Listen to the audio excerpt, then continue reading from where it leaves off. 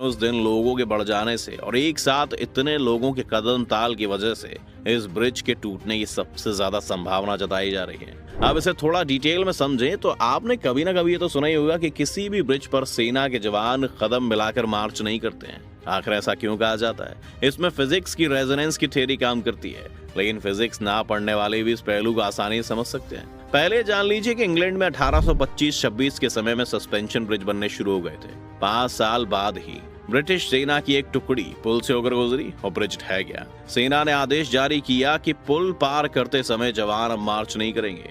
1850 में ऐसी घटना फ्रांस में घटी। वहां भी जवान एक सस्पेंशन ब्रिज से होकर गुजरे और पुल टूट गया।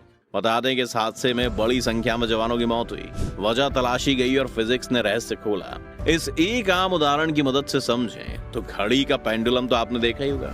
बराबर समय में रिपीट होने वाली प्रक्रिया पर आपने शायद गौर भी किया हो, यानी वो 1 सेकंड में पूरा चक्कर भी मार लेता है और इसे उसकी फ्रीक्वेंसी भी कहते हैं। ऐसी हर चीज की एक नेचुरल फ्रीक्वेंसी होती है और जब हम उस चीज को झटका देते हैं तो अपनी नेचुरल फ्रीक्वेंसी से ऑसिलेट करती है, यानी पेंडुलम की तरह इधर से उधर होने लगती है। अब ऐसे में ये जरूरी नहीं है कि सबका ऑसिलेशन हमें दिखाई दे। इसी तरह सीमेंट या लोहे के बने सस्पेंशन ब्रिज की भी अपनी नेचुरल फ्रीक्वेंसी होती है। इसलिए जब आप ऐसे किसी ब्रिज पर चलते हैं तो आपको हल्का सा पुल का हिलना भी फील होता है। ये उसकी फ्रीक्वेंसी थी।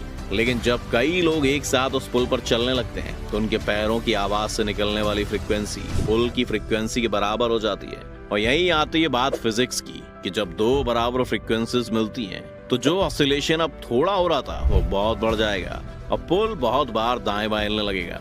इसे ही रेजोनेंस कहते हैं। और ऐसे में एक सेट लिमिट से ज्यादा हिलने पर ब्रिज का गिरना तय हो जाता है। हालांकि मरम्मत के 5 दिन बाद कोई पुल गिर जाए तो सारा ध्यान उस कंपनी की तरफ ही जाना था जिसने ये काम किया।